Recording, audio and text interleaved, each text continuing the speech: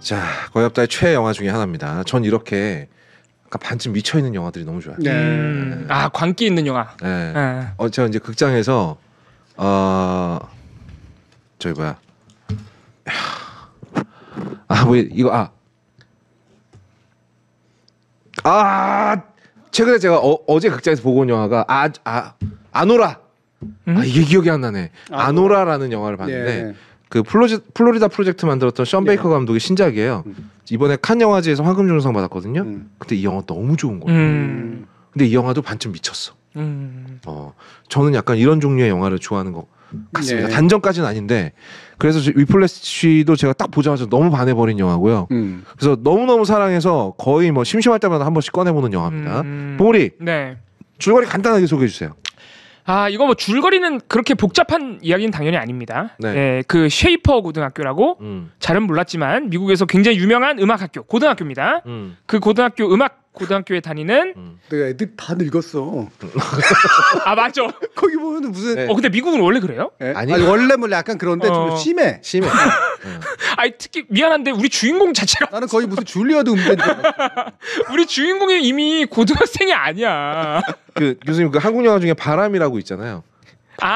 정우 씨 나오는 거. 맞아. 그거 보면 다 고등학생이거든요. 누가 봐도 다 아저씨들이야. 다 조폭이야. 심지어 거의 조폭급이야. 이게 이제 예, 독립 영화들이 이게 안 되니까 나이대 맞는 배우의 캐스팅이 좀 어려워서. 네. 그 쉐이퍼 고등학교에 다니는 네이먼이라고 드럼을 이제 전공하는 친구입니다. 네. 이 친구의 어떻게 보면은 뭐 성장기, 뭐 시련을 그리고 있는 영화인데 연습을 하고 있다가 그 학교 안에서 가장 유명하고 여기 들어가면 무조건 성공한다 라고 정평이 난 스튜디오 밴드의 감독인 플래처. 이 플래처가 연습하고 있는데 우연치 않게 이 친구를 보고 간 거죠. 그래서 네이먼이 잘 보이려고 막 열심히 치는데 슉 가버려요. 네, 그래서 아예 안 됐나 보다 했는데 결국에는 오디션이라고 해야 되나? 오디션을 보라고 했고 그래서 수업 중간에 치고 들어가가지고 보러 오라고. 너 오라고 이렇게 얘기를 해가지고. 그 방법도 굉장히 강압적이죠. 네. 그러니까 모든 게 처음 만남에서도 잘해줄 것처럼 하더니 횡 가버리고 오디션 보라는 말도 어떻게 보면 굉장히 무례하게. 심지어는 나한테만 무례한 게 아니라 다른 사람한테도 피해를 주는 방식으로. 무례 정도가 관객이 생각하는 걸 아득히 뛰어넘어. 네, 완전히 뛰어넘어. 이게 그런 장면이 많이 나와요. 플래처가 완전 단정적인 사람이잖아. 네. 제스처부터 난 마이 템포. 내 리듬 아니야. 그리고 넌 쓰레기야. 연주하는 거 보니까 뭐 진짜 입에 달지도 못할 혐오 발언을 거의 입에 달고 사는 사람처럼 나오죠. 예. 그래서 오디션을 그렇게 보라 그래가지고 봐서 보조 드러머로 들어가게 됩니다. 네. 그런데 보조 드러머로 들어가서 이 네이먼으로서는 되게 자신감이 없는 사람이었는데 그 스튜디오 밴드에 보조 드러머로 들어갔다는 것 자체로 자신감이 되게 붙는. 그러니까 이 드럼 치는 거에 있어서 사실 굉장히 자기 삶의 많은 부분을 걸고 있는 친구죠. 그러니까 이 친구의 어떤 희망사항도요. 굉장히 구체적이지가 않아요. 네, 그냥 좋은 드러머 아티스트가 되는 거. 전설의 이름으로 남고 싶다. 뭐 이런 밑도 끝도 없는 꿈을 꾸잖아요. 근데 나중에 이제 이 친구의 가정 생활을 보면 이게 약간 열등감에서 출발했다라는 단서를 던져주죠. 그렇죠. 가족 관계에서 그게 나오죠. 친구들이 야 나는 미식축구 팀에서 뭐 쿼터백으로 뛴다 막 이런 얘기 하니까 야 나는 니네들은 상상도 못할 밴드에 들어가서 지금 드럼 쳐 막 이렇게 얘기하잖아요. 네. 그러니까 그게 은근히 열등감에서 출발해서 강박으로 발전을 한. 그렇죠. 나는 짧은 기간에 엄청난 성과를 이뤄내서 이놈들 코를 다 납작하게 만들어야 돼. 라는 강박을 갖고 있는 친구예요. 그 저녁 식사 자리 되게 짜증나지 않아요? 되게 한국적이지 않아요? 네, 되게 한국적. 나는 미국 가정도 저러나 싶었어요, 진짜. 그러니까 그게 막 큰 아빠의 아들이고 막 그런 거잖아요. 네, 가족이잖아요. 사촌들이니까 사촌이 원래 되게 직접적인 경쟁 관계잖아요. 네. 어른의 칭찬을 받아먹고 사는. 그냥 한국만 그러지 않는구나 그런 느낌이 들더라고요. 근데 교수님은 그런 자리에서 거의 공공의 적이었겠습니다. 야 준이 봐라. 이거 그렇게까지 막 이렇게 저희 집안은 이렇게 대놓고 하진 않았어요. 이게 다들 그냥 이쁘다 이렇게 얘기를 해줬지. 부끄러워서 잘 말씀을 못 하시는데 분명히 집에 가면 옆구리 찌르면서 얘기했을 것 같은데. 근데 그런 건 있었죠. 이제 저하고 동갑인 사촌이 2명이 더 있었거든요. 네. 이거는 약간 좀 애매하지. 왜냐하면 같은 학교에 다니게 되면 이제 바로 이제 그게 들어가니까. 근데 심지어 한 친구하고는 같은 반인 적도 있었어. 근데 그때 별로 좋지는 않았어. 그러니까 이게 정말 무신경하게 하는 얘기들이 엄청난 상처를 줄 때가 많아요. 네. 야, 막 성적 이번에 올랐다며 몇 등이야? 아, 저 10등이에요. 그래? 준이는 아무렇지도 않게 1등 계속 하는데 뭐 이런 거 있잖아. 뭐 진짜 들으면 환장하거든 진짜.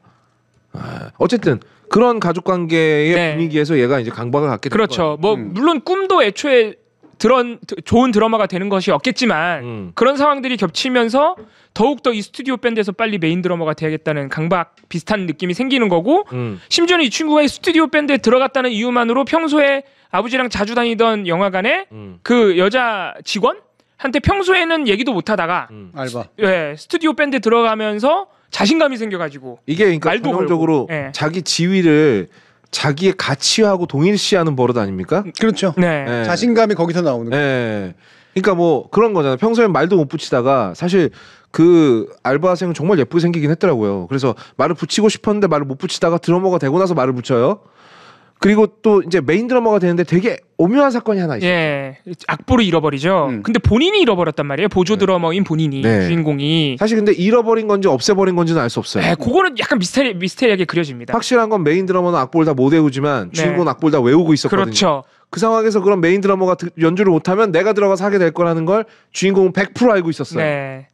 그래서 이게 왜 정말 우연하게 없어진 건지 아니면은 네이먼이 뭔가 이를 꾸민 건지 뭐 우연은 확실히 아닌 것 같고 뭔가 누군가 꾸민 것 같죠. 이게 플래처일 수도 있습니다. 플래처가 가져갔다는 설이 제일 많고 그리고 그 곡을 왜 네이먼은 그럼 외우고 있었느냐 미리 알려줬어요. 플래처가 그런 사건이 겹치면서 메인 드러머 자리도 꿰차게 됩니다. 그런데 메인 드러머로 가서 자기는 잘 될 줄 알았는데 그때부터 이 플래처 미야산미야님 등장하셨죠. 아이고 오셨어요. 뭐라고 하셨어요? 네. 인사를 하셨어요? 안녕하세요. 모두들 안녕하신지요. 이제 공식 활동 시작하셨습니다. 그래서 들어가서 잘할 줄 알았는데 그때부터 이 플래처의 뭐라 그럴까? 개갈굼식. 교육 방식이라고 해야 되나요? 엄청 폭력적이죠. 근데 이 양반 이거 루틴 만들어 놓고 돌리는 거죠. 한번 너무 과하게 칭찬했다가 와 이거 이게 새로운 뭐였지? 되게 버드 버디 새로운 드러머? 아니 전설적인 드러머. 맞아요. 버디 멋저고가 있는데. 네 맞아요. 무슨 버드? 뭐 우리나라 치면 야 이거 제2의 나오나구만 막 이랬다가 다음 날 의자를 집어 던져요. 네. 이 루틴을 철저하게 지키는 사람이야. 그리고 의자를 집어 던질 땐 정말 어떤 자신감을 정말 지하 한 3층까지 깎아버립니다. 그냥 네가 이따위로 드럼을 치니까 니네 엄마 도망갔지 막 이래버려요. 말을 엄청 심하게 해요. 그게 흔히 말하는 채찍과 당근 정책이거든요. 바디리치가 맞습니다. 버디리치. 채찍과 당근 정책이고 약간 그게 심해서 거의 가학적 가스라이팅에 가까운 실제로 전형적인 가스라이팅에 해당해요. 되게 잘해주다가 되게 무섭게 대하다가 잘해주다가 무섭게 대하다. 이거를 본능으로 하는 건지 아니면 실제로 무슨 목적으로 이걸 하는 건지는 잘 안 나와. 얘를 정말 키우려고 하는 건지. 그러니까요. 아니면 진짜 그냥 순수하게 폭력적인 그런 행위를 함으로써 본인이 기분이 좋아서 저러는 건지. 그렇죠. 엄청 가학적인 방식으로 나오죠. 뭐 입에 담을 수 없는 욕설, 개인사를 이용한 조롱, 혐오 발언 막 이런 것 심지어는 뭐 동성애 관련된 혐오 발언도 막 쓰고 다른 사람들한테 하는 거 보면 사실 그 미국 사회에서 너 동성애자지라고 말하는 건 되게 다른 차원의 모욕 아닙니까? 그렇죠. 근데 그게 또 도시가 뉴욕인데 배경이. 근데 거기서 그런 식의 말들을 쓴다. 뭐 유대인이라고. 맞아. 유대인이라고 그러고. 와 이건 진짜 총 맞을 일 아닌가 진짜. 그러니까. 막 흑인한테도 진짜 입에 닿지 못할. 중간 중간에 이 주인공 말고 일부러 플래처의 캐릭터를 보여주기 위해서 한 2명 정도 다른 단원이 쫓겨나는 장면이 잠깐 나오는데 그때도 보면은 아주 사소한 이유 가지고. 심지어는 이게 얘가 안 틀렸어요. 다른 사람이 틀렸는데 계속 이 사람한테 네가 틀린 거 맞지? 맞지? 가스라이팅 식으로 가학적으로 몰아서 마지못해 인정하니까 너 나가 한 다음에 사실 쟤가 안 틀렸어. 뭐 이런 식으로. 근데 지가 안 틀린 것도 모르고 있었으니까 쟤는 틀린 게 맞아. 그렇죠. 뭔 개소리야 이게. 그러니까 사실은 이 정도 되면 이거는 아주 엄격한 교육 방식이 아니라 말씀하신 대로 가스라이팅이나 폭력에 가깝다라고 누가 봐도 느끼게 됩니다. 근데 이제 주인공인 네이머는 그런 상황 안에서 어떻게 해서든 자기가 메인 드러머를 유지하려고 엄청나게 연습을 하죠. 예. 이게 뭐 열등감이든 아니면은 본인이 본인의 자존감을 거기서밖에 못 찾는 그런 상황, 예를 들어 여자친구도 그렇게 만들었으니까 그런 성격 때문인지는 모르겠지만 어쨌든 네이먼은 계속 도전을 하는데 네이먼도 문제가 좀 있죠. 예, 그러니까 이게 네이먼도 영화를 보다 보면 네이먼이 피해자인데 네. 네이먼도 정상인 것 같지 않다는 느낌이 들어요. 일단 자신감이 바닥으로 떨어졌기 때문에 그러니까 애써 고백한 여자친구하고 또 생뚱맞게 먼저 헤어져 버려요. 내가 그 플래처의 교육 방식을 따라가기 위해서 최고가 되기 위해서. 걔하고도 헤어지지. 그 얘가 이렇게 살짝 웃는 장면이 몇 번 나오잖아요. 네. 그 웃는 장면이 죄다 경쟁자를 물리쳤을 때야. 네. 근데 경쟁자를 물리치는 게 정상적인 방법은 아니게 물리쳤을 때. 그렇죠. 한 두 번 정도 힌트도 주고 뭐 이런 식으로 해서. 네. 근데 그때 빙긋 웃잖아. 그때 성취감을 느끼는 성격은 저는 심각한 소시오패스적 성격이라고 보거든요. 약간 그렇게 그려져요. 네. 영화 안에서. 그러니까 이게 성취감이 있을 수 있지만 그 이면에 미안함이 동시에 와야 되거든. 네. 인간적 정서라면. 네. 성취감이 더 먼저 오는 거야. 자연스럽게 웃는다는 얘기는. 똑같은 인간이지. 그러니까요. 이런 식 가면 갈수록 플래처와 비슷한 인물이라는 걸 우리가 느끼게 됩니다. 영화를 네. 보다 보면은. 그러다가 이제 남은 시간이 얼마 안 남았으니까 빠르게 설명을 제가 할게요. 네. 그러다가 어느 날 이제 그 약속된 밴드 연주 장소로 가다가 사고를 당해요. 그렇죠. 사고를 당해 제 시간에 못 갑니다. 그것도 사실 본인이 경쟁을 통해서 따낸 자리야. 그렇지. 네. 그러니까 이게 진짜 칼날을 걷는 심정으로 갔는데 사고가 나버렸어요. 네. 또 엄청나게 큰 사고 났는데 피를 막 질질 흘리면서 갔는데 연주가 될 리가 없죠. 그러니까 플래처가 네가 다쳤건 말건 건데 알 바 아니고 너 나가 새끼야 이래버립니다. 그래서 쫓겨나고 나니까 이제 앙심을 품죠 이 친구가. 근데 이제 조사관이 찾아옵니다. 플래처 학생 중에 하나가 굉장히 안타까운 선택을 했네. 근데 아무래도 플래처의 교육 방식이 문제인 것 같아. 너 증언할래? 라고 했는데 여기서 증언을 해버립니다. 한 걸로 나와. 처음에는 좀 거절하다가 네. 아버지가 또 아버지는 이 친구를 진짜로 아끼는 사람이거든요. 맞아요. 옆에서 다 봤어 그거를. 봤으니까 너 그냥 증언해라라고 아버지가 얘기를 해서 그 말을 듣고 증언을 해버립니다. 그랬다가 나중에 플래처를 다시 만나서 플래처한테 뒤통수도 한번 맞고 맞은 뒤통수 다시 때리고 이러다가 결국 둘이 같이 비슷한 괴물로 돼서 끝나는 영화. 맞아요. 네. 마지막에 보면 결국엔 둘이 웃고 있죠. 네. 마지막 공연은 압도적으로 하죠. 네. 자기의 그래서 주도로. 네. 플래처가 그래서 거기에 굉장히 만족하는 미소로 끝납니다. 네. 미소는 정확하게 나오지 않습니다. 눈 위로만 코 위로만 나오거든요. 그래서 그때 플래처가 웃고 있었는지 째려보고 있었는지 노려보고 있었는지 알 수 없어요. 이게 그 전에 이렇게 더 해보라는 그 액션은 있었어요. 참고로 이 플래처 역을 하신 분은 스파이더맨에서 편집장으로 나오신 분이거든요. 네. 원래 코믹 연기 하시던 분인데 진짜 연기 잘하더라. 와, 이 사람이 나무조연상 싹쓸이 했죠 아마. 예, 이 영화로 싹 쓸어버렸어요. 주인공 하나도 상 못 받았다. 아 진짜? 그렇게 손바닥 까져가면서 했는데 자기가 진짜? 직접 연구한 그거 연주 거잖아. 다 했다 그러던데. 네. 그리고 플래처 역할을 한 그분도 실제로 피아노를 칠 줄 안다면서요. J.K. 시몬스 음대 출신. 네. 근데 사실 여기 나오는 무지하게 어렵다는 그 드럼 테크닉 그런 거 이제 다 하는 거래요. 그러니까 과장된 면이 많아요. 과장된 면이 많다. 굉장히 과장된 면이 많아요. 하지만 사실 이 영화가 얘기하고 싶은 게 드럼 테크닉을 전해주려고 하는 영화가 아니잖아요. 그래서 봉우리는 뭘 느꼈습니까? 이 영화 끝까지 보고 나서. 난 저런 선생님 밑에서 진작에 나갔다. 첫 번째. 난 진작에 그만뒀을 것 같아요. 거기 뽑혔어도. 진짜? 피지 않지. 그러면은 나는 플래처의 눈에 들었을 리가 없어. 그러면 나는 이 영화는 내 인생이랑 별로 상관이 없는데.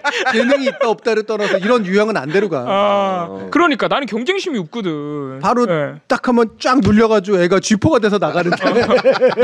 안 해, 나는. 바싹 올라오는 맛이 있어야 되는데 도끼가 올라오는데 이러고 나가거든. 플래처 넌 쓰레기야 이거. 전 쓰레기예요. 미안합니다. 다른 데 가서 할게요. 오히려 이를 악물고 내가 언젠간 저놈한테 내 인정을 받고 만다 내가 이렇게 달려서 튕길 정도로 올라오는 느낌 가지고 데려간 거거든. 맞아. 재능 문제 이전에. 애가 도끼가 있구나. 맞아. 그런 걸 보고 데려간 거 같아. 플래처의 지론이 이거잖아요.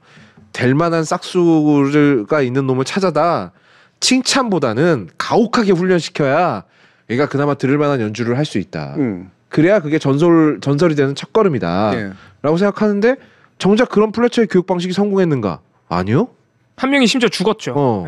되게 심지어는 자기도 잘리고 나서 그 재즈 그 바에서 만났을 때 되게 감동적인 이야기를 하잖아. 그 자기가 생각하는 영어 세상 쓸모없는 영어 두 단어가 있는데 굿잡. 그게 굿잡이라고. 네. 네. 그게 우리 재즈계를 망쳤다. 네. 근데 이건 사실 되게 아프게 찌르는 말이긴 하거든. 맞는 말이긴 해요. 제가 이제 선생 입장에서 보면 네. 잘했어. 충분해 괜찮아라고 격려해주고 싶지. 네. 격려하게 되죠. 네. 근데 그게 정말 애를 키우는 게 맞을까? 이게 이들을 성장시키는 게 맞을까? 이런 고민하게 되거든요. 네. 근데 이게 이제 오히려 이제 그 스포일을 시킬 수도 있는 거니까. 네. 이 사람 정도는 너무 심하긴 하지만. 네, 너무 심하죠. 네. 네. 근데 이게 대충 좋다라고 칭찬해 주는 게 성장에는 그렇게까지 큰 도움은 안 될 수 있는 거. 이 부분은 맞긴 해요. 네. 근데 플래처는 확실히 너무 나갔죠. 예를 들어서 그 버드 리치 얘기를 할 때도 버드 리치가 재능 있는 사람은 맞는데 버드 리치가 전설이 된 거는 그 옆에 동료가 심벌을 던져서 거의 죽일 뻔했기 때문이다. 목이 잘릴 뻔했다. 네, 목이 잘릴 뻔했다. 그 정도로 천재여도 능력이 있어도 그렇게 폭력적으로 가학적으로 압박을 해야 그 전설이 되는 거야. 이제 요런 지론을 가지고 있더라고요. 네. 그래서 나도 그렇게 했는데 사람들이 내 진심을 몰라주네. 음. 근데 사실은 꼭 그렇게까지 예를 들어서 그 버드 리치라는 분 제가 잘 모르지만 세상에 수많은 거장들이 꼭 목숨을 위협받아가면서 거장이 된 게 아니거든요. 그렇죠. 네. 그래요? 그렇죠. 네. 제가 아는 저는 이제 락 음악만 좋아하니까 그냥 미친 듯이 살았는데도 거장된 사람 많습니다. 네. 예를 들면 락 음악계 안에서 예를 들어서 토니 아이오미라고 블랙 사바스의 기타리스트가 있는데 네. 그냥 재밌게 산 분이에요. 심지어 손가락이 하나 없어요. 네. 그리고 건스 앤 로지스의 기타리스트였던 슬래시 같은 경우에도 악보를 볼 줄 모릅니다.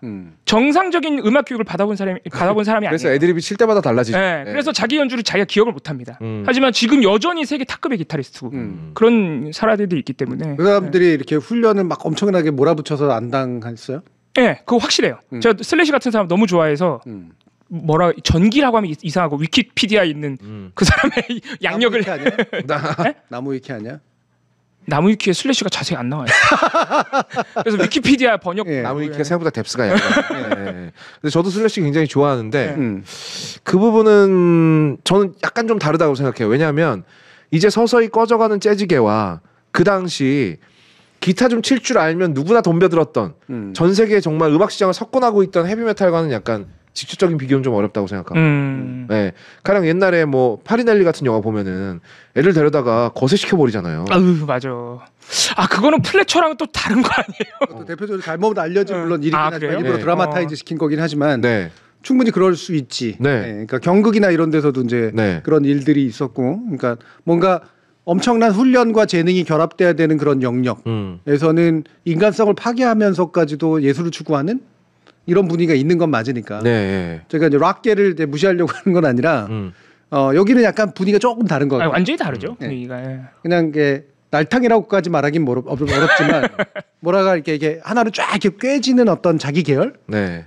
그렇죠. 그런 건 뭐 자기네들끼리 있다 그러지만 사실 저 섹스피스톨즈의 그 시드 비셔스 그 사람은 아예 그냥 연주를 할 줄 몰랐어요. 그 사람은 뭐라고 핸드싱크라는 사람이죠. 근데 뭐 이를테면은 클래식 하는 사람들은 꽤 이해할 거거든요. 네. 그러니까 이 플래처가 맞다는 게 아니라 재능만으로 안 된다. 재능이 없으면 안 된다. 네. 이 두 가지가 맞거든. 그러니까 재능이 스포츠도 없으면 마찬가지고. 네, 애초에 안 되는데. 애초에 안 돼. 재능만 가지고도 안 돼. 그렇지. 그리고 훈련을 해야 되는데 훈련은 굉장히 힘들거든. 네. 그리고 정말 재능 있는 애들끼리 모여가지고 그걸 하는데 그 결국은 그걸 가르는 건 정말 악마적 재능 플러스 훈련 아니에요.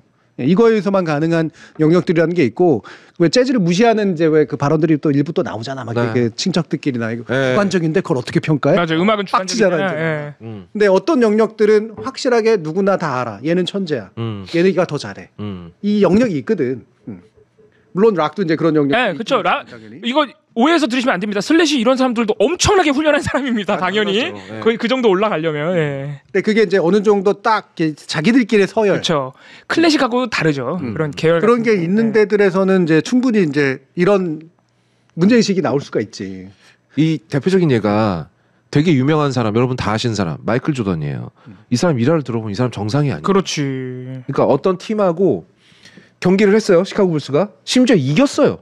근데 내가 그날 득점이 좀 안 좋았어. 그래서 팀 메이트들한테 이런 얘기를 합니다. 야, 저기 나 수비한 놈 있지. 걔가 그 전에 자기 팀 동료들한테 내가 조던을 20점 이하로 막을 거야라고 말하고 다녔대. 그러면서 다음에 그 팀하고 맞붙었을 때 그 사람은 박살을 내버립니다. 50득점을 해버려요 혼자. 그러고 나서 팀 동료들이 와가지고 야 너 저번에 너한테 그렇게 무시했던 놈 다시 박살냈네. 그러니까 걔 그런 말 한 적 없어. 내가 스스로 스스로한테 만든 이제 일종의 섀도우 복싱 한 거예요. 근데 그 선수도 무슨 죄야? 그런 말을 한 적도 없는데 털리고 복수의 대상이 된 거 아니야? 그러네. 네. 그리고 이런 거 뭐 어떤 센터가 어떤 상대팀 감독이 뭐 마이클 조던도 나이 먹으니까 옛날처럼 못 날라다니고 점프슛밖에 못 쏘네라고 얘기를 하니까 그 경기에서 점프슛으로 50점을 넣어버리는 거예요. 그러니까 플래처가 원하는 인물이야. 그래. 플래처가 원하는 인물. 정상이 아니야. 이게 진짜 마이클 조던이 전 세계적으로 성공했고 뭐 나이키 뭐 에어조던 이런 거 너무 유명한 사람이기 때문에 그리고 그 당시에 인터넷이 없었잖아. 그러니까 이런 일화들이 퍼지질 않았어. 근데 만약에 21세기에 이런 사람이 있었다? 매장됐을 거예요. 저거 정상 아니다. 좀 미친놈이다 저거. 플래처도 사실 마찬가지죠. 그 잘렸잖아요. 어쨌든 간에. 그런 교육 방법에 대해서 신고가 들어와가지고. 근데 그 전까지만 해도 그랬는데도 인정받았죠. 그러니까 그 군림할 수가 있었다는 거잖아요. 그러니까 재능도 재능이고 마이클 조던 얘기 좀만 더 하면 이 사람이 NBA 농구 선수 중에서 역대급으로 손이 컸어요. 그래서 농구라는 종목 자체에 굉장히 이상적인 신체를 갖고 있었어요. 키도 2m만 넘어가면 느리거든요. 근데 마이클 조던은 190cm대였는데 무지하게 빨랐어요. 정말 재능 덩어리였죠. 근데 거기서 안 멈추고 그런 또라이 같은 경쟁심이 경쟁심에 훈련도 가장 열심히 했대요. 팀 내에서. 그리고 같이 팀 내에서 연습하다가 누가 좀 연습 제대로 안 하잖아요. 그럼 거기서 막 두드려 팼답니다. 자기보다 나이 많은 사람인데도. 그러니까 이렇게 3픽 같은 걸 2번이나 하는 그런 위대한 선수가 된 거잖아요. 이 경쟁심과 락밴드 얘기가 나와서 그런데 중간에 플래처가 락밴드 얘기를 해요. 그래서 맞아. 그 세 명을 메인 드러머 한 명을 뽑기 위해서 나중에 가면 3명을 경쟁을 붙이거든요. 그래서 못하는 애한테 그런 식으로 치면 어디 가서 락밴드나 하고 있겠지 이렇게 얘기해버립니다. 야 내가 그거 보면서 저 새끼가 나이 처먹어가지고 저게 지가 락을 알아? 맨날 재즈 나부르기만 하던 놈. 저 나온다. 어디 락을 지가 군복을 입고 수백 명 앞에 서봤어? 나 저거 볼 때마다 왜 군복을 입고 쓰냐? 왜 군복이야? 저 전날 예비군 훈련. 예비군 훈련. 학교 자는 바람에. 근데 되게 반항적으로 보여. 뭔가 군복 입고 머리를 저렇게 기르고 있으니까. 예비군을 빠지면은 뭔가 페널티가 세가지고. 재능은 없는데 광기는 있네. 내 옆에 친구를 보는 거야. 내 친구 가려줘요. 심지어 화질도 좋아. 화질도 왜 이렇게 4K야? 저거 엄청 오래된 건데 왜 이렇게 화질이 좋지? 무슨 AI 돌렸어요? 우리 테드 PD가 그 정도는 할 수 있습니다. 저 양반도 광기 장난 아니거든요. 그러면은 그럼 이거를 그러니까 단정 지을 수는 없지만 일정 부분은 사실이다. 왜? 혹독한 수련은 수련의 기간을 줄여준다라는 연구 결과가 있다고 하더구만요. 합디다. 전 잘 모릅니다. 예. 오늘 대통령도 그럽디다. 맞아. 패러디입니다. 패러디. 와, 나 진짜. 그렇다고 합디다. 근데 저는 그래도 되는데 대통령은 그러면 안 되죠. 어쨌든.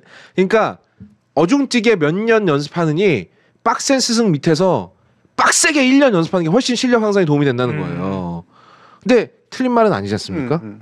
근데 그 빡센 스승이 좀 정도가 너무 심한 것도 문제고. 그렇죠. 네. 하지만 사람이 또 자유롭게 연습하는 게 더 실력 향상이 좋은 사람도 있을 수 있잖아요. 많지는 않을 거예요. 네. 저도 그건 말하면서 자신이 없었습니다. 네. 그 제가 늘 고민하는 게 이제 그런 거거든. 어린아이들을 공부를 시키는 게 맞는가? 어린아이들을 놀게 하는 게 맞는데. 네. 근데 예를 들면 적어도 예술이나 특히 스포츠 예체능 같은 데들은 어렸을 때 훈련을 시켜야 이제 사실은 상대적으로 어린 나이에 발휘가 되는 방식이잖아요. 그나마 공부는 좀 뒤에 가서 해도 된다고 치더라도 그러니까 그렇기 때문에 애가 이거를 하고 싶지 않아야 할 때도 시켜야 될 때가 있거든. 특히 피겨 같은 경우에도 그렇지. 아이의 자발성만으로 이걸 할 수 있을까? 안 되지. 그러니까 김연아 같은 되게 특이한 케이스 같은 경우들이 있지. 혼자서 막 참 그분도 독한. 김연아도 광기 장난 아닌 거예요. 혼자 스스로 경쟁심을 갖고 스스로를 다그친 거잖아요. 김연아 같은. 저는 김연아 선수는 어느 정도는 복수심도 광기도 있었다라고 생각하는 사람입니다. 물론 좋은 방향으로. 네. 그러니까 그런 게 없이 자발적으로 예를 들면 노는 게 최고야. 뭐 노는 사람 못 이겨라는 말로 할 수 있을까? 그거는 낭만주의, 자유주의 교육학의 그렇죠. 그냥 이상일 뿐인 거고. 너무 낭만적인 얘기지. 실질적으로 그렇지 못할 거거든. 그렇기 때문에 그 부분에서 이제 계속 멈칫하는 게 있는 걸 거라고. 이게 정말 재능 있는 사람이 정말 훌륭해지기 위해서 이 정도까지 감수하면서 훈련을 몰아붙이는 것이 필요할 수는 있지 않을까?라고 이제 생각하게 만드는 거죠. 네. 물론 이 플래처는 그것에 너무 극단적인, 그렇죠. 너무 극단적인 악마적인 형태지만 이 사람은 사실은 이 사람이 이제 그 음악을 재즈를 이렇게 배워야 된다라고 대표시키면 안 되지. 그렇지. 이런 식으로 그렇게 오해를 하면 안 되겠죠. 영화를 보고. 다만 그 극단으로 밀어붙이면 보일 수 있는 형태. 이 두 사람의 관계라고 하는 건. 네. 그래서 마지막에 참 뭐라고 해야 되지? 조금 고민하게 만드는 것이 결국에는 네이먼이 그 자기 한계를 극복해버리잖아요. 마지막에. 그 부분이 이제 약간 충격적인 그 이제 감독한테 물어봤어요. 기자가 칸 영화제에서. 그러면은 주인공은 과연 나중에 어떻게 되나요?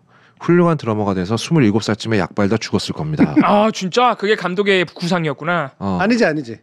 감독이 이 문제가 이런 식의 이제 이 영역의 문제가 이런 거가 있다는 건 알아. 그래서 그걸 극단적으로 그린 거야. 하지만 옳다고 생각하지 않는 거지. 그 경험을 해본 사람이기 때문에. 그러니까 자기 스스로도 그 사고 나가지고 공연장 갔던 사람이래요. 아 그래요? 그 에피소드가 감독 거래요. 네. 아 진짜 본인 거야 그게. 그래서 그 플래처의 제자 한 명이 플래처 때문에 극단적 선택했던 거 이런 것도 잘못된 교육 방식이라고 보여주려고 일부러 넣었나 보죠. 그렇지. 그리고 이 플래처라는 인간을 되게 단적으로 보여주는 게 그렇게 무섭게 다그치고 훈련시키던 사람이 정작 재즈 피아노 자기 훈련할 때 세상 행복하게 하고 있잖아요. 자기가 할 땐 너무 행복해. 정작 본인이 할 때 음악을 즐기고 있으면서 제자들한테는 어디 네가 음악을 즐겨? 실력도 안 되는 놈들이 막 이러잖아. 그러니까 감독은 그렇게 생각하지 않아. 하지만 사실은 사실로 그린 거야. 그러면은 만약에 교수님의 이제 자녀분이 계시잖아요. 자녀가 아주 출중한 재능을 갖고 있어. 근데 게을러. 교수님 어떻게 하실 거예요? 신벌 던집니까? 네? 신벌 던집니까? 교수님은 책을 던지시겠지. 저는 스포츠 아까 얘기했던 예체능 스포츠나 예술이라고 하는 좀 특별한 영역 어렸을 때 뭔가를 해야 되는 그 영역의 재능을 안 갖기를 간절히 바랬어요. 제 아이가 태어날 때. 그럼 일찍부터 애를 고생시켜야 되니까? 고민할 것 같거든. 예원학교 보내야 되나 뭐 이런 것 같이 고민할 것 같고 그런데 그 사실은 그 뒤에 뭐 미래가 보장되는 것도 아니고 맞아요. 이렇게 예술하나 체육을 하는 분들의 상당수는 프로가 안 만들어진 영역들은 결국은 나랑 똑같은 애들 가르치느라고 나는 배운 거야 그동안. 그러니까 계속 가르치러 가는 거지. 미술도 그렇고 이제 음악도 그렇고 그렇잖아요. 그리고 그 안에서만 교육 체계 안에서만 먹고 살 수가 있거든. 나머지 나와가지고 공연을 한다든가 이런 것들은 굉장히 약한 부분들이기 때문에 이게 참 얼마나 슬픈 골이야. 그래서 가능하다면 그 재능은 없었기를 이렇게 바랬죠. 없더라고요. 뭐 다행이라고 해야 되나요 이거? 너무 금방 없더라고요. 약간 허탈하신 것 같은데 지금 이렇게까지 없을 일인가? 너무 금방 클리어졌어요. 너는 공부해야겠다. 근데 교수님 말씀대로 공부는 살짝 늦어져도 상관없잖아요. 그렇죠. 게다가 또 이 사실 재능이 가장 격렬하게 발휘되는 분야가 이 공부 쪽 아닙니까? 꼭 그렇지는 않고요. 공부는 굉장히 긴 싸움이기 때문에 엉덩이가 무거워 이긴다라는 것도 진짜로 맞는 말이고 공부를 때려 넣는다고 되는 문제도 아니거든요. 그 무거운 엉덩이 이제 재능이라는 뭐 그런 얘기도 있더라고요. 그리고 뭐 어렸을 때 특정한 시간대 이걸 뭐 예를 들면 플라톤을 읽고 뭘 읽어야만 애가 훌륭해지고 이런 것도 아니고 언제 어떻게 꼽힐지는 모르는 거기 때문에 허송세월해서 되는 건 아니지만 근데 중요한 건 이거예요. 공부가 예체능하고 좀 비슷한 면이 있다면 실력이 있냐 없냐는 알아야 돼. 내가 공부 재능이 있냐 없냐도 알아야 되고 나 공부를 통해서 뭘 이룰 것인가에 대한 명확한 인식이 있어야지 대충 공부 잘해도 좋은 건 아니에요. 근데 확실히 목표 의식이 명확하게 안 하면요 노력을 안 하게 돼. 그건 있는 것 같아요. 그러니까 제가 이 예체능의 영역을 이게 이제 제일 많이 이게 재능과 훈련이라는 게 엄청나게 중요한 거니까. 근데 다들 비슷하거든 모든 직업의 영역이라는 게. 그러면 최상단에 가면 다 누구나 소시오패스가 될 가능성이 생겨. 왜냐하면 경쟁을 통해서 실력이 보이거든. 그리고 그거의 평가 시스템이 너무 잔혹해. 거기서 밀려나면 대충 중간 언저리에 있던 것보다 훨씬 못해요. 상단에서 밀려나면 제일 패배자가 되거든. 중간에 있다가 옆으로 빠지면 차라리 난데 상단까지 갔는데 밀려나? 이러면 이제 제일 열패감을 느낄 수 있는 그런 상태가 되는 거죠. 그러면 사람이 망가지거든. 그렇습니다. 네. 근데 그래서 어느 정도는 그 중간부터는 이제 내 기쁨을 찾아야 되는 거지. 그래서 그 모든 직업의 세계에서 최상단에서는 끝까지 가보자라고 하는 게 아니라 끝까지 노력을 하되 안 되면 내가 행복할 방법 빨리 찾아야 돼. 근데 그거 쉽지 않지 않습니까? 내가 일단 끝까지 못 가봤다라는 뭐 후회. 그리고 막 나는 결국 여기까지 내 재능은 여기까지였던 걸까? 나는 별로 되지도 않는 재능으로 깝쳤던 걸까? 이런 생각들 때문에 대부분 다 괴로워하잖아요. 현실적인 문제도 있죠. 예체능 같은 경우에 어렸을 때부터 하니까 내가 할 줄 아는 게 이거밖에 없어. 다른 걸 못하는 경우들. 왜 이해하는 사람처럼 얘기하죠? 아니 그런 게 아니라 전혀 그 자유로운 분 아니에요? 아니 보통 특히 운동 선수들 보면 그런 고민이 되게 크더라고요. 그렇죠. 나는 일평 특히 프로에 못 간 야구 선수 이런 사람들 인터뷰 보면은 제일 고민이 야구밖에 안 했는데 프로에 떨어져도 이제 뭐 하나 이런 고민이 되게 크다 그러더라고요. 네. 그러면 이건 어떻게든 본인이 행복하기 위해서 극복을 해야 되잖아요. 근데 보통 이렇게 운동계, 그러니까 스포츠계에서 탑급의 재능을 가진 사람들, 그러니까 사실 끈기도 엄청난 재능이지 않습니까? 이런 분들이 한 중학교나 고등학교 때 공부로 방향을 틀어서 성공하는 경우도 되게 많이 봤거든요, 저는. 네. 그 집요한 노력의 어떤 그런 그 방법을 알고 있달까요? 네. 그래서 이거는 그러면 내 재능이 어느 정도인가를 정확하게 빨리 아는 게 되게 중요하겠네. 그렇죠. 네. 만약에 그러면 부모가 알아봐 주는 것도 되게 중요하겠고. 네. 그래서 주변에 있는 사람이 중요한 거예요. 좋은 선생, 좋은 부모. 네. 그러니까 그들의 도움과 조력이 없이는 절대로 안 만들어져. 혼자 잘났다고 되는 게 아니거든. 그럼 자원도 많이 들어가고. 네이머는 일단 재능 있는 건 확실해 보이고, 좀 플래처가 좀 극단적인 케이스긴 하지만 선생을 만나고 아빠도 좋은 사람이고. 어떻게 보면 성공한 사람이네. 어떻게 보면은 사실 너무 극단적이지만 않으면. 네, 그러니까 플래처의 그 극단성만 빼면 그 자기의 목표 의식도 되게 확실했고, 자기 동기도 이제 되게 있고 그러니까 잘 발전될 수 있는 여건을 갖춘 셈이었던 거죠. 네.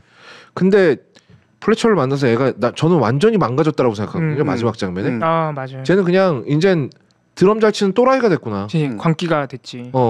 왜냐하면 본인이 가장 무섭고 두려워하던 사람을 극복했다라고 느끼겠지만 사실 그 업계에서 플래처를 정면으로 싸움 붙일 수 있는 건 깡이 아니라 광기거든. 나는 오히려 더 높은 수준의 자포자기라고 생각했거든요. 에라 너 맛 좀 봐라 이거잖아요 사실. 그러면 얘는 이건 완전히 망가졌겠는데? 망가졌을 가능성이 높죠. 아까 소시오패스 말씀하신 게 탁 와닿아요. 진짜로 영화 내내 얘는 안 웃어. 근데 딱 그 플래처가 붙여놓은 경쟁에서 이겼을 때만 웃어요. 살짝. 심지어 그리고 마지막 장면에서도 네이먼이 살짝 웃죠. 플래처랑 마주보면서. 그게 사실 섬찟한 거지. 이 사람이 뭔가 잘못했구나 느낄 수 있죠. 그러면은 얘는 그러면 연주만 잘하는 쓰레기가 될 확률이 되게 높잖아요. 그렇죠. 그리고 그것도 오래 안 가요. 이렇게 몸 쓰는 거 해보시는 분들은 알지만 예체능이라는 건 다 몸을 쓰는 거거든 근본적으로. 단순히 머리만 쓰고 있는 게 아니라 몸과 연동된 머리이기 때문에 이거는 다 연한이 있습니다. 내구성이 있기 때문에. 맞죠. 훈련만 계속한다고 해서 올라가는 것도 아니고요. 중간에 끊어지기도 하고 그럼 되돌릴 수도 없어. 그리고 30 이상 40 이상 돼서 하는 거 이런 거는 다른 일을 함으로써 가능한 거지. 평가자가 된다거나 이런 그 이상은 굉장히 어렵거든요. 그러면 너무나 뻔한 한계에 있는 일들인 거잖아요. 그리고 전환하기도 별로 안 좋아. 나는 플래처는 재능이 있었던 사람이고 좋은 연주자였겠지만 아무래도 뭐 만약에 그 상태라면 그 정도 인정받으려면 그 자체로 훌륭한 사람이었을 거 아니에요. 실력을 인정받고. 그 영화 안에서도 보면 업계 그 재즈 쪽에서는 엄청 인정받는 사람은 나오죠. 왜냐하면 학교에서 잘렸는데도 그 마지막 광기의 장면이 학교에서 잘린 상태인데도 그 최고의 뉴욕 팀의 지휘자로 발탁이 된 거 아니에요. 엄청 성공한 사람이죠. 근데 연주자가 아니잖아. 지휘자. 그러니까 뭐냐면 역할이 바뀌어야 되거든. 어느 정도 순간이 되면 교육자가 되거나 뭐 이런 컨덕터가 되거나, 그렇죠. 아니면 예를 들면 그쪽 관료가 되거나, 뭐 축구협회 같은 데 들어가듯이 이런 식으로 중간에 어디선가로 바뀌지 않으면 이거를 평생 자기가 살아온 길대로 살기가 굉장히 어렵거든요. 그러니까 플래셔도 결국엔 마일즈 데이비스 같은 재능은 없었던 거죠. 그렇지. 그런 사람 정말 극소수인 거고. 마일즈 데이비스는 죽기 전까지 연주했으니까. 그래서 오히려 그 사람이 더 독해진 걸까요? 그렇지. 그러니까 그 빈 어떤 허탈감을 나는 좋은 교육자야 이런 걸로 채우려고 했나? 내가 사람을 성관이 있고 내가 키워낸 애들이 절대 남들은 못 키우는 애를 난 키울 수 있어. 그래서 아까 그 저승에서 돌아온 쿤도리님인가가 궁금해했던 게 왜 그 죽은 제자의 음악을 들고 눈물을 흘렸을까? 그러니까 이 부분이잖아요. 저는 어떤 심리라고 생각하냐면 아씨 아깝네. 아까워서. 저 진짜 정확하게 나쁜 사람이다. 정확하게 그렇게 생각했습니다. 진짜. 야, 내가 슬픈 게 아니라 내가 잘 키웠는데 키워놨는데 네. 갔네. 내가 그렇게 개자식 소리를 들어가면서 얘한테 인간적인 면을 싹 빼버렸는데 그걸 못 견디네 이놈이. 아 진짜 와 그건 생각 못했다. 인간적인 면이 있을 거라 생각했는데 그게 전혀 아니구나. 아니지. 인간적인 면이 있는 사람이 나중에 곡 안 가르쳐주고 바로 드럼치게 해요. 저는 그냥 한 청년의 인생을 그냥 밟아 없애버리는 짓이거든요. 사후적으로 정당할 뿐이야. 그리고선 얘가 알아서 컸어. 잘하네. 이 인간 가학적인 거지. 그리고 사실은 거기서 인정 안 할 도리도 없잖아요. 그럼요. 그러니까 나는 조만간에 주인공도 저렇게 되겠네. 맞아. 생각 계속 들었어. 똑같은 사람이 된 거죠. 사실. 그러니까 주인공이 만약 실패하면 플래처가 되는 거고 성공하면 젊은 나이에 요절한 천재 음악가가 되는 거지. 이 제목이 이제 위플래시인데 저는 이거 처음 이게 독립 영화니까 사실 우리나라 그래도 한 100만 들어갔나? 꽤 많이 본 거죠. 우리나라에서 꽤 많이 들어왔습니다. 우리나라 아마 독립 영화 사상 꽤 많은 돈을 벌어들인 몇 안 되는 케이스라고 이제 들었는데 6천만 원에 사왔다며. 네. 진짜 그래가지고 100억 넘게 벌었다. 와 대박이다. 나 그게 제일 부러워.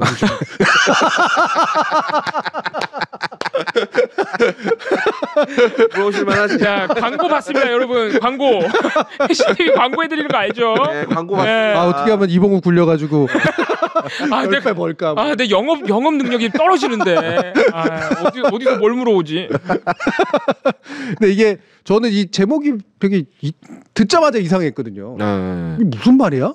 이거 곡 제목 아니에요? 그러니까 원래는 이제 곡 제목이죠. 그죠. 위플래시라고 하는 말이 만들어질 게 없거든 영어에서. 위플래시? 위 플래시야? 위 플래시야? 뭐 만들어질 게 없는데. 피죠. 그러니까 우리가 보통 끊어 있잖아. 위 플래시로 끊어 있잖아. 근데 이거는 원래는 WHIP의 lash거든. 그러니까 휘 lash거나 윗 lash야. 그래서 풀 발음이 들어가긴 하지만 이걸 들으면 우리가 만약 위플래시라고 말하면 원어민들은 이해를 못할 거야. 휘플래시구나. 휘플래시. 그러니까 이게 보통 채찍 때릴 때 나는 소리. 그렇죠. 그러니까 휩 자체가 이제 채찍이란 뜻이고 래시가 팍 하고 치는 거니까. 휙 이거거든. 윌라시라 자체가. 이게 곡 제목이랑 영화의 주제의식이랑 똑같구나. 그 의미가. 그러니까 이 곡이 윌라시인 거는 드럼치기 좋은 곡이니까 팍 하는 엄청 빠른 템포의 곡이니까 곡 자체는 아마 그 기능을 보여주기 위해서 만든 곡일 테고 이거를 채택한 영화니까 그러니까 윌라시가 맞아. 근데 여기에 또 들어가는 게 뭐냐면 얘를 채찍질하고 있는 거죠. 그러니까 그 의미가 들어가 있네. 우리나라 말에서 지도 편달의 편자가 채찍 편자예요. 편하는 거거든. 주마 가편. 달리는 말에 채찍질한다 이런 뜻이거든. 그러니까 우리의 문화권에서는 사실은 이 플래처적인 어떤 교육 방식, 그리고 네이먼이 이렇게 힘들어하면서도 막 이렇게 하는 거 있잖아. 의외로 좋은 평가한다. 그래서 이 영화가 의외로 흥행을 했던 게. 자녀분들 데리고 그렇게 많이 보러 가요. 역시 애는 때려야 된다 뭐 이런 건가? 무서운 나라야. 그러니까 무서운 나라. 저렇게 무섭게 노력해야 된다 뭐 이런. 그래서 이게 평이 크게 두 개로 갈리는데 정확히 보면 한 세 개로 갈릴 거예요. 하나는 너무 높은 점수를 주시는 분들은 예술이 가지고 있는 이 극단성, 악마성 이런 것들에 이제 공감하는 거. 옳다고 하는 게 아니라. 그다음에 또 한 가지 좋은 점수를 보면 역시 사람은 저렇게 배워야 돼. 이거. 그다음에 되게 낮은 점수를 주는 사람들은 어떻게 사람이 저럴 수가 있어. 너무 기분 나빠. 이런 거. 그래서 되게 극단적인 평가가 나타나요. 근데 우리나라 유난히 이런 거에 대한 긍정적 태도가 있어. 다 너 잘 되라고 때린 거야. 그렇지. 근데 그렇게 맞고 큰 사람이 지금 우리가 되게 이상한 놈들을 보는 거죠. 위플래시 당한 거 아니야. 그렇죠. 아버지가 지금도 당하고 있을지도 몰라요. 그러니까 지도 편달. 채찍질 자체가 중요한 교육적 철학이 된. 물론 우리나라만이 아니라 외국에도 그런 건 있었지만 우리가 좀 동양권 유난히 심하잖아요. 그래서 경쟁을 되게 좀 특히나 요즘은 숭배시하고 이런 식으로 되니까. 그래서 그거는 별로 좋지는 않은데 어쨌든 교육적인 내용도 들어가 있거든. 그런 면에서. 또 한 가지 저는 이거는 나중에 찾아보고 놀란 건데 갑자기 일어나는 충격 이런 뜻이 있대요. 휘플래시가 그러니까 확 하니까 푹 하는 게 가잖아. 이게 채찍질이 워낙 순식간에 벌어지는 일이니까. 그러니까 뭐가 일어나는지 모르고 갑자기 일어나는 어떤 변화 내지 충격 이런 뜻이 있대요.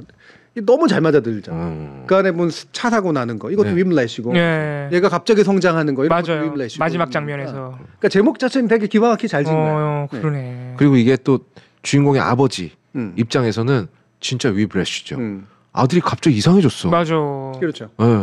맨 나중에 그래서 아들을 보는 눈이 저게 기쁨의 눈이냐, 아니면 절망의 눈이냐 이런 것도 막 되게 논쟁이 있었어. 맞아. 그것도 되게 인상적이었어요. 마지막에 완전히 극복해서 거의 이제는 약간 러너사이처럼 경지에 이르러서 연주하고 있는 아들을 보는 아빠 표정이 제가 볼 때 너무 슬퍼 보이는 거예요. 나는 되게 자기 아들을 되게 무서워하고 있는 거야. 약간 맞아. 공포와 슬픔이 있어. 맞아. 저거 너는 내 손을 벗어났지 이제. 내 아들처럼 생겼는데 저 새끼 뭐야? 그렇지. 약간 그런 느낌이. 이런 느낌이. 일단 기분 좋은 건 절대 아니에요. 그 표정은 일단 기분. 아들이 기가 막히게 연주를 하지만 아버지는 전혀 좋아하지 않아요.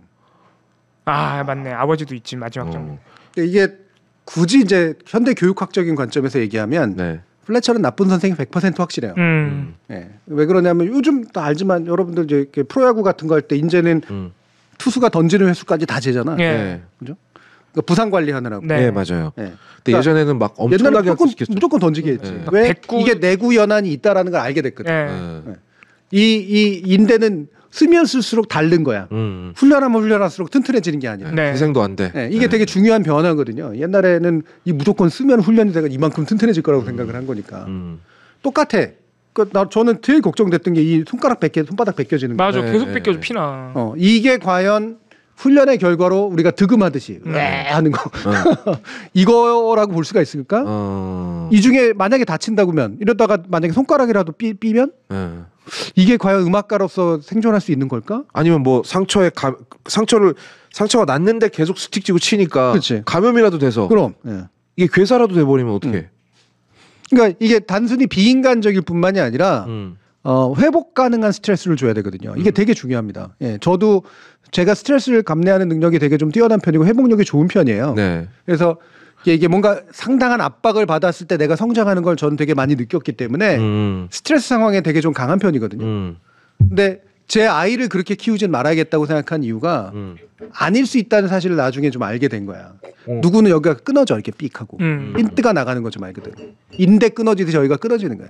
정신이 끊어지거나 자기가 감당할 수 없는 수준의 스트레스를 맞으면 회복이 안 되기 때문에 그때부터는 아예 엎어러져 버리는 적당한 자극이 있어야 이게 올라오는 거거든. 이렇게 사람마다 다 달라. 어떤 애는 이 탄력性훨씬 좋은 애들이 있고 어떤 애들은 누르면 그냥 기포되는 애들. 이거는 잘 모르겠어요. 전 쥐포된 적은 없고 스트레스를 잘 안 받아요. 그러니까 스트레스에 무감각한 애들도 무감각해요, 있죠. 저는. 내가 쥐포됐다는 게 눌렸다는 얘기가 아니라 안 먹힌다는 얘기야. 그러니까 그런 막 압박감은 그러니까 내가 너무 편하게 살았나? 압박감은 이런 거를 막 이런 스타일은 성장이 없는 스타일이에요. 그렇지. 나는 압박감을 느끼지 않아.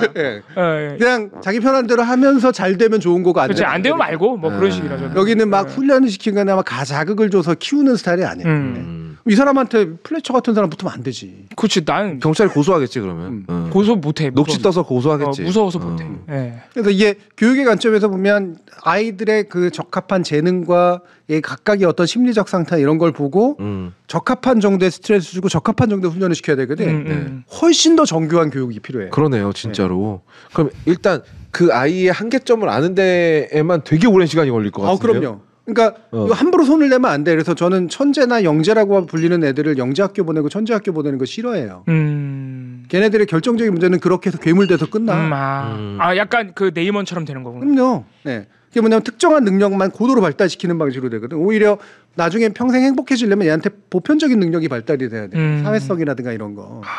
그러면 이 친구의 천재성을 사회성을 잃지 않고 어떻게 잘 발전시킬 수 있을 것인가를 정말 엄밀히 고민하는 사람이 붙어 있어야 되거든. 플래처는 아니네. 근데 그러니까, 그런 데가 아니에요. 대부분의 영재학교나 이런 데들이 솔직히 말하면 장사 속으로 만들어진 데들이기 때문에 그냥 어렸을 때 잠깐 반짝 보이는 능력. 어린애들은 다 공룡 잘해요. 맞아. 어른들보다 훨씬 잘해요. 그럼요. 왜? 세상이 단순하니까 훨씬 잘해요. 특정 능력을. 근데 커가면 커갈수록 이게 흐릿해지거든. 그게 어른이 된다는 거야. 근데 이거를 영재성이라는 이름하에 가둬놓고 그것만 키워? 그리고 그걸 교육학이라고 얘기를 해? 대단히 잘못된 방식이에요.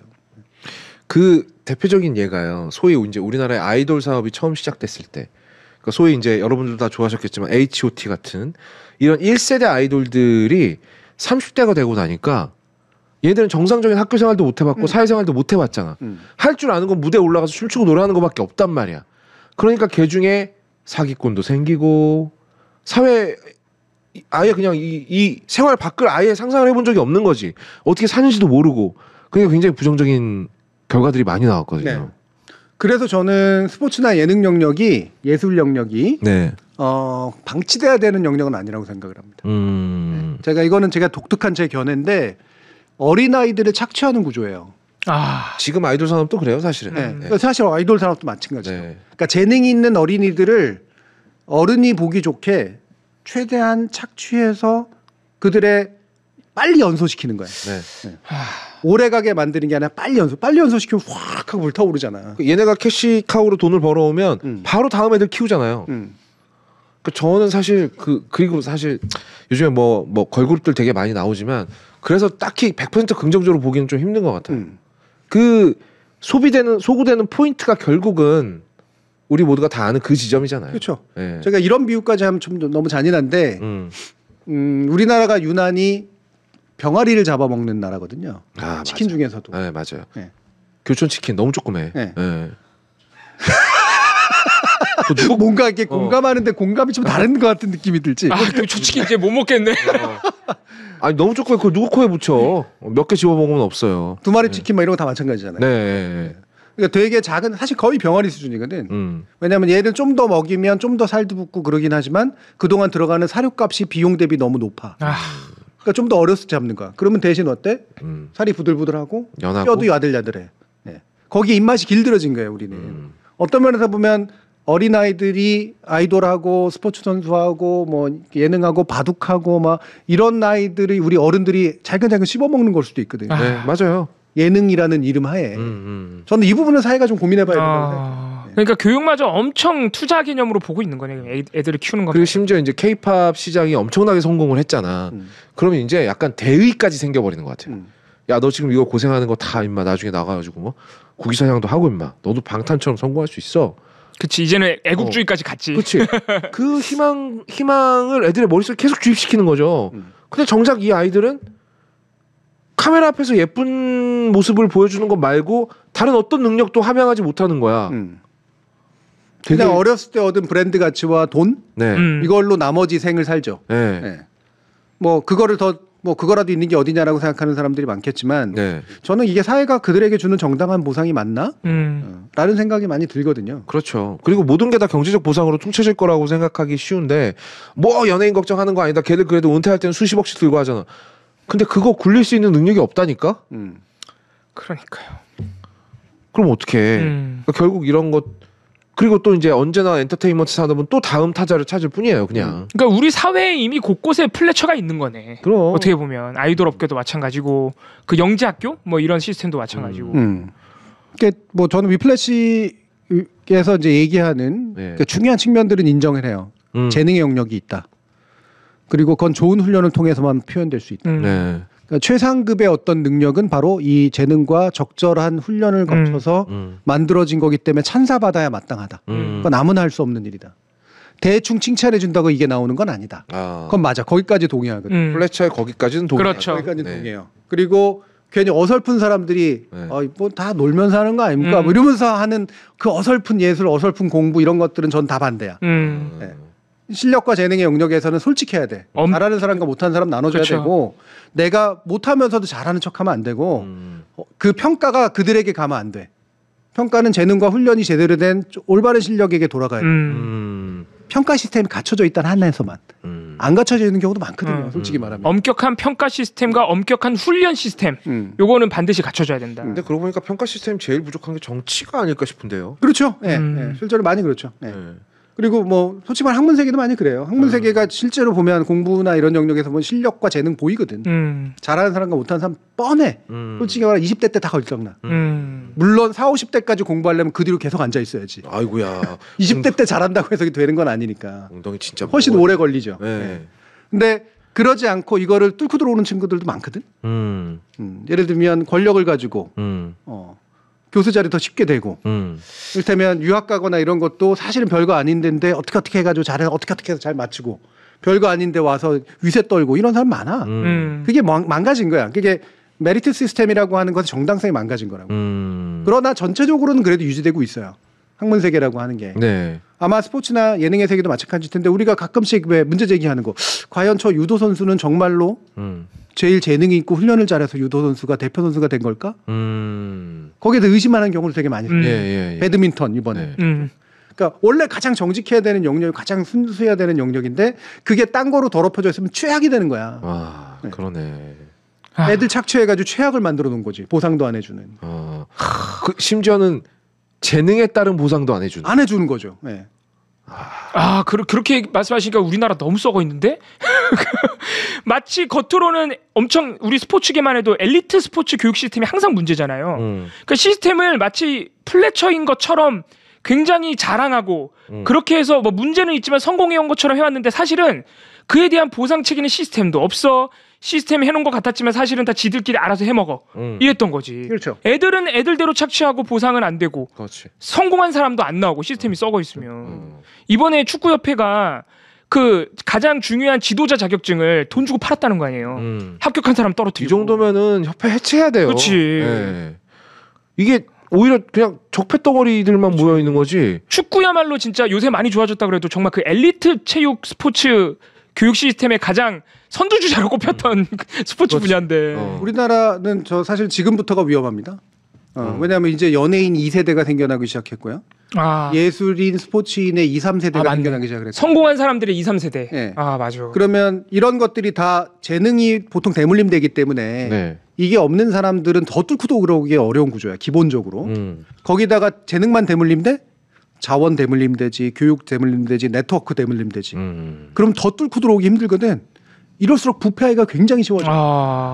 미국이나 이런 데가 안 그런 것 같죠? 다 굉장히 그렇습니다. 거기도 다 짬짬이로. 전체적인 시스템이 그래도 건전해서 그런 거지. 그 안에도 보면 다 중간에 문제 있어요. 플래트도 물어보잖아. 엄마 중에 예술가 있나? 아빠 중에 예술가 있나? 아무것도 못하는 유대인 가족이 어쩌고 저쩌고 이렇게 되는 거 아니에요. 예. 근데 그게 확률은 높아. 얘가 잘할 확률, 뒷받침될 확률 높거든요. 근데 지금 2, 3세대가 생겨나기 시작하면서 부정부패로 갈 가능성이 굉장히 높아졌습니다. 우리나라가. 그 전만 해도 땅의 생각이었거든. 예, 그 전까지는 다들 가난하고 못했으니까. 그럼 재능 싸움이지. 예. 근데 지금은 이제 그렇지가 않게 된 거예요. 이제 재능 플러스 배경 싸움이 되는 거지. 근데 심지어 배경이 이겨. 이러면 이제 골 때려지는 거거든. 그럼 그 어린 애들 재능과 훈련으로 착취해놓고 보상도 제대로 보상은 오히려 굉장히 불공정하게 된다. 최악의 결합이 되는 거죠. 야, 이거 큰일 났네. 진짜. 그럼 이제 잘 키운 선수가 다른 나라에 귀화해버린 일이 막 벌어지는 거죠. 실제로 많이 벌어졌습니다. 추성훈 선수도 그렇고. 그 우리나라는 플래처가 심지어는 부패한 거야. 그잖아. 맞아. 네, 모든 분야 그렇다는 게 아니고 진짜 근데 지금 아까 많은 분들이 말씀해 주시는데 특히 대한체육회나 축구협회 쪽은 거의 그 수준에 와 있는 거죠. 플래처가 부패까지 해버렸어. 플래처가 연주 잘하는 애한테 심벌 날리는 거야. 그리고 때리면 다 된다 그러고 지금은 안 때리지만 안 때린다고 하지만 근데 그렇게 해놓고 또 돈 받고 다른 애 뽑아. 그렇지. 뭐 이런 식인 거죠 지금. 그럼 맞아가면서 한 애들은 뭐야 이게? 야, 그렇게 우리나라 현실에 비유하니까 너무 끔찍하다 근데. 이거는 너무 좀 밑도 끝도 없는 질문인데 어떻게 고쳐야 돼요? 이거는 대한체육회를 해체하면 되나요? 교육 시스템을? 그게 무슨 박근혜적인 해결 방법입니까? 이거 어떻게 해야 돼? 야, 문제다. 쉽지 않아요. 이런 게 이제 보통 국가가 개입해가지고 해결이 잘 안 되는 영역이거든요. 이게 잘못하면 정치가 결국 연계돼가지고 들어가게 되면 정쟁화되거든. 그 안에서도 좌파 우파 나눠지고 있는 거예요. 진짜 무섭다 진짜. 네, 그래서 이거는 그 시스템 자체의 자정 능력에 기대는 수밖에 없거든요. 너무 굉장히 어려운 일이죠. 네.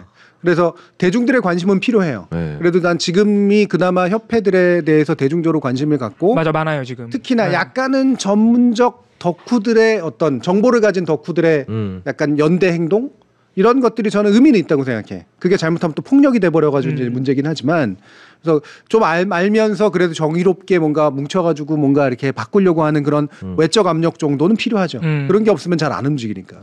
그럼 이제 외부 감시인단이라든지 그렇지. 이런 거를 확실하게 운영을 해야 되겠네요. 근데 또 사실 이쪽도 로비가 들어가려면 얼마든지 들어갈 수 있거든요. 그리고 제가 언제나 외부 개입이 되게 위험하다는 게 얘기하는 게 이게 평가나 재능을 알아보고 교육하고 이거는 굉장히 자족적이거든요. 이거 외부에서 판단하기가 되게 어렵습니다. 그렇지. 우리가 보기에 김연아도 아름답고 김연아 아닌 애도 아름답고 사실 그렇잖아요. 네. 그냥 예를 들면 몇몇 스포츠, 점수 스포츠 같은 경우들은 그래도 바로 보이니까 이제 그나마 낫지. 한 골 들어갔다 이거 딱 보이잖아. 그래서 잘 되는 거야. 맞아, 딱 보이거든. 바로 보이거든. 보이잖아 바로. 그러니까 그거는 속일 수가 없어 사람을. 투명한 경쟁이 될 수밖에 없어. 쏘자마자 보이잖아. 그러니까. 쏘자마자. 어려운 문제네. 저는 가끔 그런 생각도 합니다. 그러니까 우리나라처럼 한정적인 자원을 가진 나라가 꼭 엘리트 스포츠까지 굳이 필요한가라는 생각도 좀 들기는 해요. 인재는 사실은 별 필요 없죠. 네. 물론 그런 엘리트 체육이 없어지면 돈이 지원이 사라지거든. 네. 이게 중요한 문제야. 저는 그래서 싹 다 말라주는 것도 좋은 방법이라고 생각해요. 이건 그냥 그건이었고요. 네, 그거는 좀 어려운 게 왜냐하면 특히나 모든 경우가 다 마찬가지지만 그 교육 시스템하고 훈련 시스템이 깨지잖아요. 네. 그건 진짜 어렵습니다. 네, 이건 특히나 이 그 교과서화가 덜 된 영역이거든. 체육교육학이니 뭐니 다 있고 막 그러지만 예능교육학이나 다 있지만 교과서가 덜 돼서 이거를 가르치는 건 굉장히 일종의 안목지라고 부르는 사람과 사람 사이 연결이 해서 도제식으로 만들어지는 거기 때문에 그거를 아무리 시스템화 시켜도 안 되거든요. 그거는. 그러니까 이게 한번 망가지면 복원이 어려워요. 야, 많은 분들이 감탄하고 있습니다. 뭐가요? 위플래시로부터 이런 얘기까지 나오다니. 한국의 엘리트 교육 시스템에 대해서. 아니 뭐 미디어 정거장은 항상 이랬어요. 네. 재밌다 근데. 네, 근데 참 재밌지만 되게 머리 아픈. 근데 진짜 문제네요. 마음 아프다. 우리나라 현실로 끌고 오니까. 나나 봉우리나 방송계에 있는 게 복 받은 거예요. 나는 진짜 그냥 모르고 사는 게 속 편해요. 네. 행복을 선택한 사람. 나는 그냥 난 그렇게 안 살래. 나 엘리트 행복을 선택해. 행복을 선택한 거지. 그러니까 거업님이 가지고 있는 재능, 봉우리님이 가지고 있는 재능이 어떤 면에서 보면 잘 펼쳐진 거예요. 저는 제가 지금 최상이라고 생각합니다. 네. 안 그렇고 어떤 다른 시스템 들어갔으면 완전 찐눌렸어. 진짜 큰일 날 뻔했어. 그나마 봉우리는 제가 했던 시행착오도 겪지 않았잖아요. 아주 복 받은 놈이에요. 야, 나는 그 시행착오로 내 인생 10년을 날려먹었어. 에이, 약간 예술가적 영역이잖아요, 거기는. 영화 비평과 영화 영상을 만든다. 진짜잖아요. 그 약간 예체능의 영역. 근데 내가 시행착오를 안 했다고 그걸 못했을 것 같지는 않아. 하지만 뭐. 그렇지. 예, 근데 그런 거 본전 생각하면 안 됩니다. 끝이 없더라고요. 제가 볼 때는 거업님은 그 시간을 그렇게 쓴 건 좀 아까운 일인데 많이 아까워요. 그래도 그렇게 써서 이나마 좀 건방지게 거지. 네, 저 그것도 확신해요. 만약에 제가 그 10년을 날려먹지 않았으면 전 뻘짓하다 날아갔을 거예요. 분명히 오만방자하게 뻘짓하다 날아갔을 거예요. 예. 그럴 수도 없지. 예. 어떻게 보면 저는 정말 운이 좋은 사람이다. 플래처 될 뻔했대. 진짜 운이 좋은 거예요. 아마 저 같은 성격의 초년 성공했으면은 뭐 해외로 나르거나 뭐 거업처. 거업처는 뭐야? 플래처 거업처.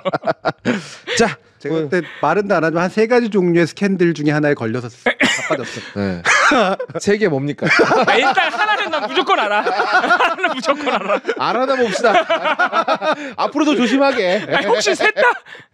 다 알잖아. 예.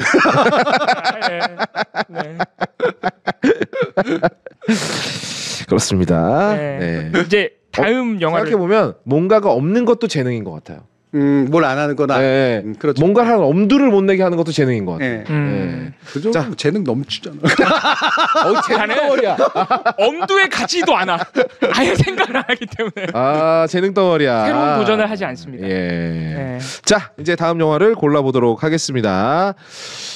생각보다 거시기 요즘에 이렇게 영화 제목 기억 못해서 큰일이네 진짜. 보통의 가족. 보통의 가족을 교수님하고 한번 얘기를 하고 싶었거든요. 근데 보통의 가족이 극장에서 내려오질 않고 있어요. 근데 이제 와서 또 극장을 찾아보기도 어려워요.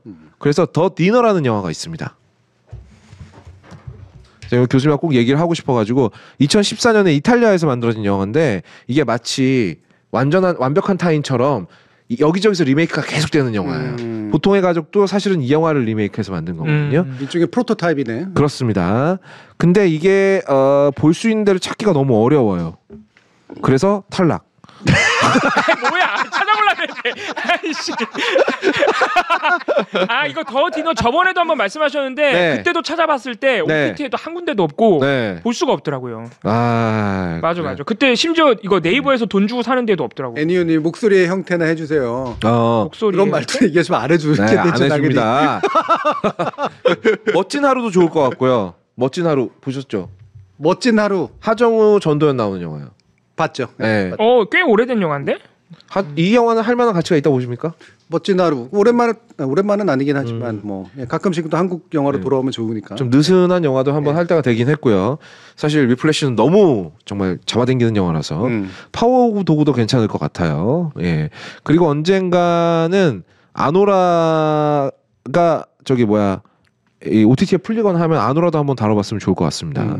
좋은 영화들이 많아요 아직도. 멋진 하루 너무 슬프다. 근데 39만 명밖에 안 봤네. 왜 굳이 그 얘기를 합니까?